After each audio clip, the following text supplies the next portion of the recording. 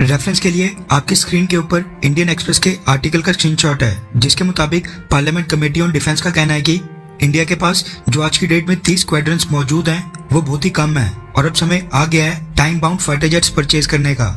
लेकिन मैं आपको बताना चाहता हूँ कि ये बात पार्लियामेंट कमेटी ऑन डिफेंस ने तब बोली है जब इंडियन एयरफोर्स ने उनको साफ तौर पर कह दिया है कि अब चीजें हमारे हाथ से निकल रही हैं। पाकिस्तान और चाइना के साथ टू फ्रंट वॉर के लिए हमारे पास पर्याप्त संख्या में फाइटर जेट्स बिल्कुल नहीं है। दरअसल इंडियन एयरफोर्स के ऑफिसर्स और रिप्रेजेंटेटिव्स ने एक प्रेजेंटेशन के दौरान parliament standing committee on defence को ये जानकारी दी है कि स्क्वाड्रंस की प्रेजेंट ऑथोराइज्ड स्ट्रेंथ 42 है, यानी इंडियन एयरफोर्स को इस समय कम से कम भी 42 स्क्वाड्रंस चाहिए।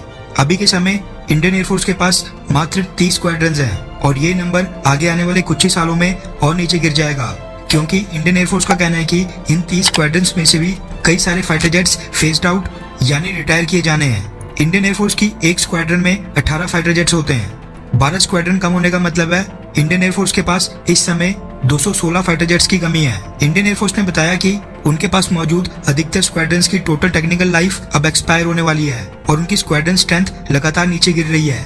लाइट कॉम्बैट एयरक्राफ्ट मार्क 1 है और जो प्रपोज किए गए मल्टी रोल फाइटर एयरक्राफ्ट हैं, अगर इनकी इंडक्शन होती है तो इससे बहुत ही ज्यादा मदद मिलेगी, लेकिन इनको भी एक तय समय सीमा के अंदर ही एयरफोर्स में इंडक्ट करना पड़ेगा।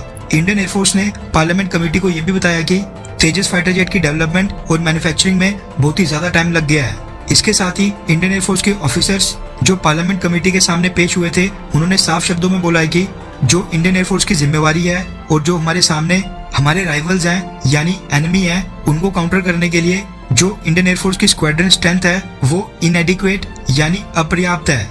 मतलब कि इंडियन एयरफोर्स ने पार्लियामेंट कमेटी को साफ कह दिया है कि जो अपने इंडियन स्काई को डिफेंड करने की जिम्मेदारी इंडियन एयरफोर्स को सौंप रखी गई है, उसको निभाने के लिए इंडियन एयरफोर्स के पास पर्याप्त संख्या में फाइटर जेट्स बिल्कुल नहीं है।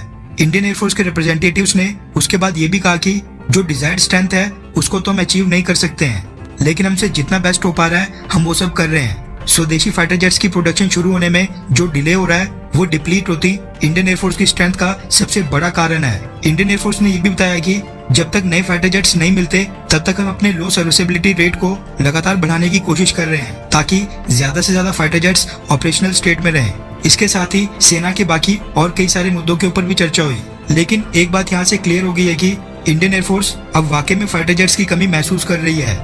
देखा जाए तो इंडियन एयरफोर्स जैसी दुनिया की कोई भी गौरवान्वित एयरफोर्स इससे ज्यादा क्लियर शब्दों में अपनी सरकार को ये नहीं कह सकती है कि हमें फाइटर जेट्स की कितनी जरूरत है, जिसके बिना चाइना और पाकिस्तान को एक साथ हराना उनके लिए मुश्किल होगा। इसके साथ ही इंडियन एयरफोर्स ने यह भी मुद्दा उठाया है कि LCA मार्क 1A और AMCA जैसे स्वदेशी फाइटर जेट्स भारत के अंदर बनाए जा रहे हैं। ये बहुत ही खुशी की बात है, लेकिन उनकी प्रोडक्शन में बहुत ही ज्यादा टाइम वेस्ट हो रहा है। उस प्रोसेस को तेज करने की जरूरत है। MMRC 2.0 कॉन्ट्रैक्ट, जिसके तहत 114 मल्टी रोल कॉम्बैट एयरक्राफ्ट खरीदे जाने हैं, उनको भी जल्द से जल्द ही खरीदा जाए।